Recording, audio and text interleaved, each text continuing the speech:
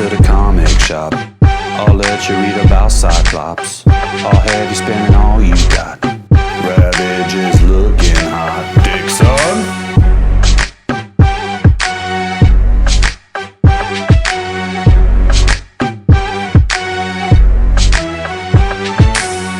Oops, I did it again. Anyway, legit back here, ready to talk about comic books that move the needle. Now, a couple weeks ago, we talked about this beautiful little piece of art, Ash #1 from Event Comics, created by Joey Quesadilla, Jimmy Palmetto. And if you recall, in that, I talked about this narrative technique where they put us right into the scene with a man on fire. Great narrative technique to suck us right into a story and want us to know and make us wonder what's going on. And so, you know, we talked about, you know, how Jigsaw shows up, but we never see him again in this comic. Ash is all burnt to a crisp, but there's another fireman who's in there, and like, it just doesn't make any sense. The baby, see, this is the one that saved the baby. This is Ash, and he's fine. He's not burnt up now. He gets his superpower. Keep going, keep going. And we get here, and we get this demonic creature, lady, dragon thing, and we don't know what this is, but we're gonna find out. And I said I'm gonna go pick up Ash #2 so I can figure out what's going on here, because I have faith that two professionals will be able to keep me interested in their comic, because there were a lot of questions left unanswered in this comic book. For example, how did Ash get this power? What is this power? What is this creature? What's going on with the other fireman who's still in intensive care? What was up with Jigsaw dressed like a mime in the beginning? So I went out. Boom. Got that guy right there, Ash #2. And I thought, well, for sure this is going to answer some questions. It turns out that it doesn't answer any questions at all. I'm bloated, I'm cranky, I got a pimple the size of a calzone, and Tony gets awfully jealous when I get home late. So move it, Gucci shoes. That's some fun writing, some fun snarky writing. The problem is we don't find out like who this is. It's never really like explained. Basically just like burning, help, blah. And then like he runs, he jumps off of the bridge into the water. And then we go to Key West, Florida. And there's like this drunk guy. These two ruthless kids show up with a baseball bat. They're going to beat him to death. Fa-boom! And this one flies off the motorcycle. There's an explosion. Why is there an explosion? We don't know, because now we're back in Brooklyn. We went to Key West, where we haven't been in the series before. We see a bum and two kids we don't know. There's an explosion that we don't understand. And now we're back in Brooklyn. Okay? And so, and then Ash comes out of the water, still in Brooklyn. He's wearing a Spawn jersey. Very popular in the 90s, the Spawn jersey. Seen on many Image characters. He gets home. We have this flashback of him and his dad, and like, he gets grounded by his dad. I love this, actually, this mostly monochromatic artwork here, where only oranges and yellows and reds, the colors of fire, are seen. I think that's really, really little neat piece of art that Joey Quesadilla and Jimmy Palmetto put together here. So basically, like, the kid's buddy shows up, and he like decides he's going to sneak out. He accidentally kicks over this candle. They go, you know, jam with the band. And then, you know, it's like they go home. They're going to go on a beer run. But, you know, he's like, I got to get home. I'm going to be in trouble. And then they come, and his house is on fire. And his father is burning alive inside. Mom's okay. Dad's not.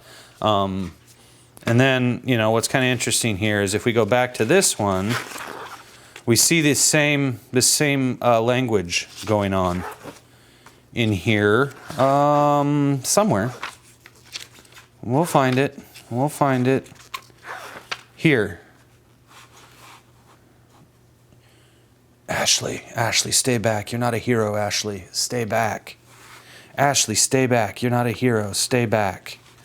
So something's going on there with the dad, obviously, as you can all tell.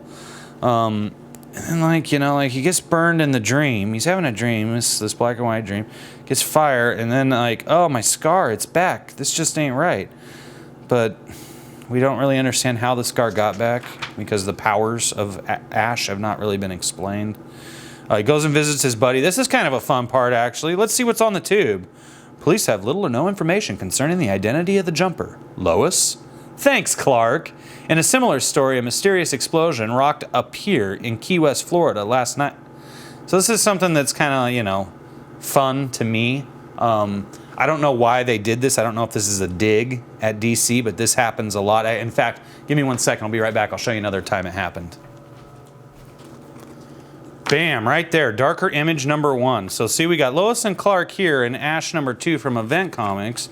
You flip this open to the Blood Wolf story by Rob Liefeld, and you get a cameo by Lobo, even though Lobo's not supposed to be in an Image comic book. There he is, but the name's never said, so how can you prove it's Lobo? And you know, you flip forward a couple pages, and boom! My boy Cable, out of nowhere, except, you know, not an X, it's a Y. It's like future Youngblood or something. So now Cable is in this comic, and Lobo's in this comic. That's Darker Image #1. But then, you know, it happened again in Wildcats #8. Very sexy cover. So you flip this guy open, and look at that. This is what comic books were in the 90s, boys. Right there. See? Everything a 12-year-old boy could ever want in life. And then here we go. Like, this actually made this comic book really hard to find for many, many years. Did you see that man over there, honey? You don't suppose he could be a mute? Stop that right now. Hear me? We're finally on our honeymoon. Let's just try and enjoy ourselves while we can. Of course, you're right. See, it's Scott and Jean. It's Scott and Jean. Can you believe that? When I told you in the beginning that I'd take you to the comic shop, I'd let you read about Cyclops. Scott. No joke. There it is, right there. Wildcats #8. So these things do happen, but you never see him called, you know, Cyclops. You never see him called Jean Grey. So, you know, it's not. But Jim Lee wanted to, you know, do a shout out or take a dig or something at the X-Men that he used to work on. So he just slipped him in there because he could. You can take those kind of liberties, I guess. But anyway, Lois and Clark, and you notice that it's drawn in that old style. It doesn't fit in with anything else, but I love this. This is probably my favorite little moment where characters that aren't supposed to be in a comic book show up. Anyway, so like Ash, you know, it just keeps going. And then this guy shows up. This is like Dragon Ball Z going on here. I don't know why Ash's hair goes from this to all of a sudden this. Doesn't make sense. We get an awesome piece of art there from the creator of Hellboy. And it keeps going. Now he's on his bike. He steals his bike back from Impound. He goes and he finds like some dudes to beat up, the Pinheads. That's what this gang is, the Pinheads. Ash shows up and fights. Fights and stuff happens. Lots of art. Boom, done. Next issue. Ash battles against the strange agents, relives his horrible accident, reveals his alter ego, rejoins the department, rescues injured commuters, meets a ghostly visage, discovers the mysterious coffin, and still doesn't eat the leftover chicken. And you thought we were making this up as we went along. So, yeah, you get some letters, lots of promotions for Ash, a really crappy Ash resin kit. This looks like crap. This is kind of interesting, the P&Q page. I don't know what that really means. Maybe Palmetto and Quesadilla. But this is by somebody. It's just like movies, comics. I'm not sure if this is what they love or if it's someone who works for this company loves this. I don't know what this cat's doing there, but I love cats, so that's great. So basically what I want to say about this is that is great cover art. It is filled with great art. We do not know what the hell is going on still, though. We do not know who this demonic, evil, dragon, monster, hell creature character is. We don't know anything about Ash yet. We don't understand why he turned into Dragon Ball Z just because he, you know, could. Where's the Dragon Ball Z? Oh, no, I'm almost there. We don't know why he turned into Dragon Ball Z. We don't know anything. And so basically this comic has now lost me. You know, I talked previously about the umbilical cord, and when you cut that umbilical cord that exists between the creator and the reader, you lose the reader, and that has happened. So this is not going to move the needle. It may have slightly moved the needle back in the 90s, but the fact that Ash was, you know, really only issue 0 through 6, and then they did like a couple little cheap mini-series. They were supposed to do an ongoing series, but it never came out, not even issue 1.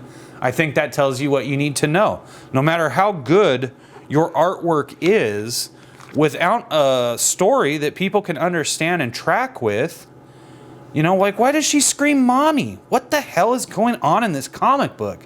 I don't know. I don't care anymore. I'm not going to pick up Ash number 3, and that's why. And now you know. And knowing is half the battle.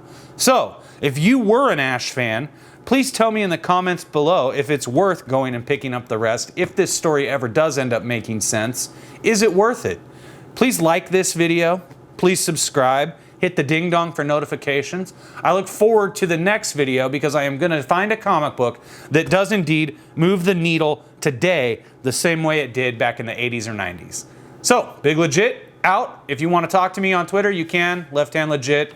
All right, see you next time on the Testosterone Overload.